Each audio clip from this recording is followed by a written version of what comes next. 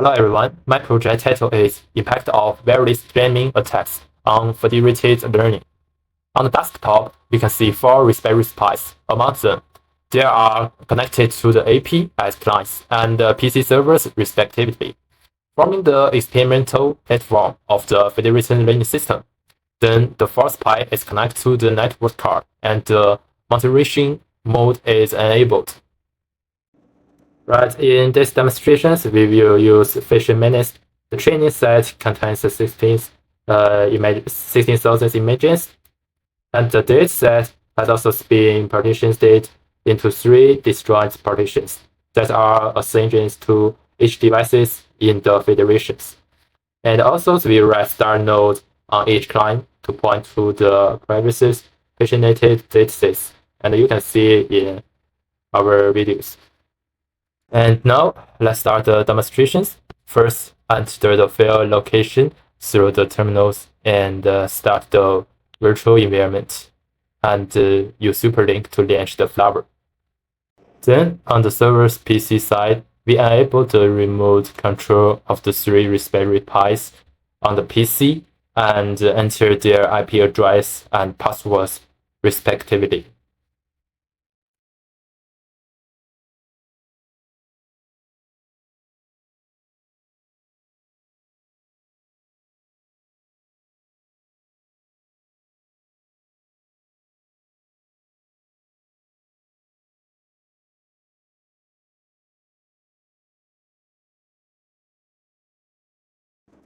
And now that all 3 clients have been connected to the servers, and the next step is to run Flower and initialize the definitions for 10 rounds of training.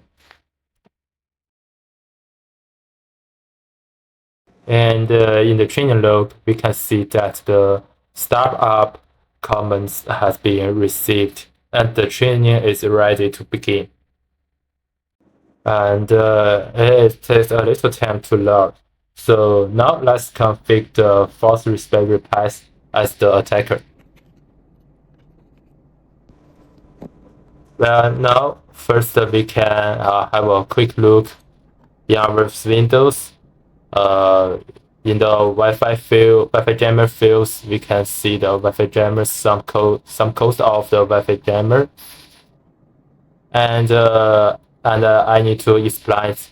We made some modifications to the open source Wi-Fi jammers to precisely interface with 2 clients. So next, entering the virtual environment as well. And then enter the target fields and check whether while 1 is in monitoring mode.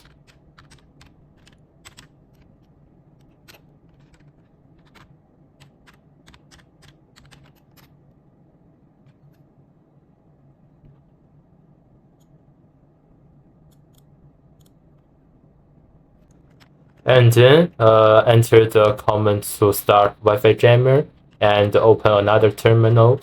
Use TCP/DAP to control the data packets sent by Wi-Fi jammer.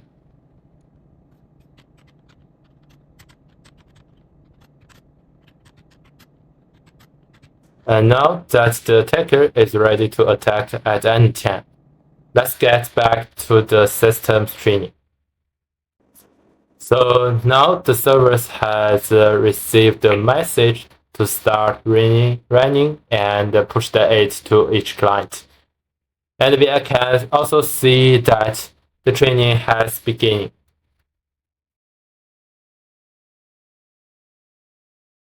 Right, and we need to wait for a moment.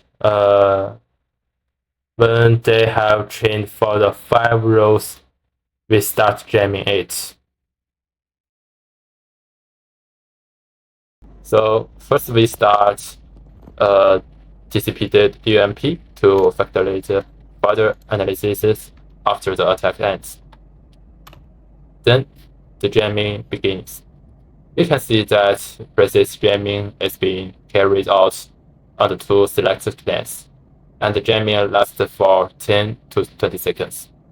After that, terminate the jamming and observes the fail just recorded through TCP dump via shock. By observations, it can be found that it contains a large amount of that information, indicating that the jamming information is effectively limited.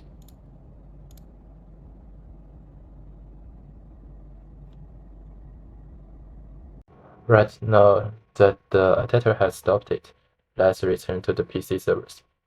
We can observe that during the 6 rounds of training, one client went offline and the service failed to find its information, while the other clients continues their training normally. And when we reconnect this disconnected client to the servers and resume training, we can see that in the next round, the client rejoins the training.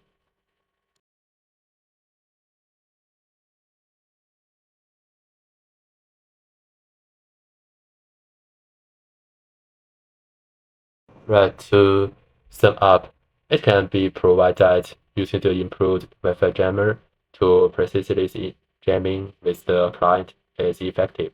But there will be situations where the client disconnects and access the training.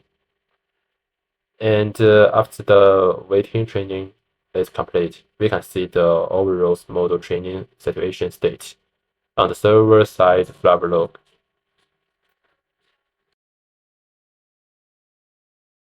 Well, to verify that actually mode parameters were transmitted over the network during the Federated learning, we develop a custom Python decode to extract and interpret the protobuf payload. You can see in the videos, I just put two representative samples were randomly selected and decoded to demonstrate that model wise are indeed transmitted during communications. Additional layers were also present but are not shown here for brevity. And in the pictures, you can see a fully connected layer with shape 10 and 84, and another picture showed a conversional skin nodes with shape 6155. Okay, let's go back to the analyzed model. In the videos, 3 sets of the anticipated models training results are presented, and the correlations are drawn based on the data through Python scripts. We can see that in an under-displayed environment, some results may be disturbed due to device's performance issue, but overall, the model training is normal and the aggregation is good. Right. You can see in the pictures network degradations eventually manifest in the federated learning training performance.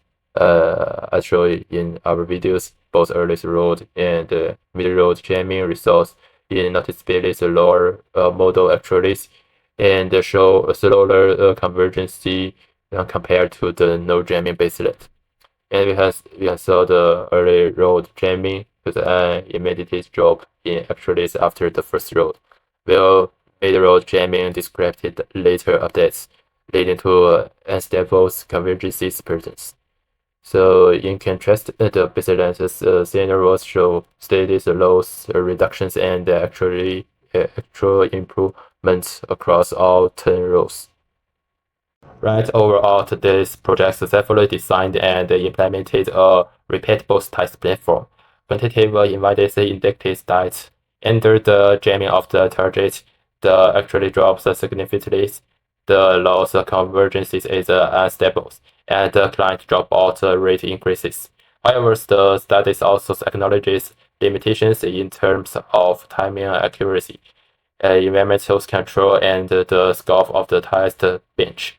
These factors provide information for our interpretations of the results and the determinations of the focus of future research. So that's all the videos. Thank you for your watching.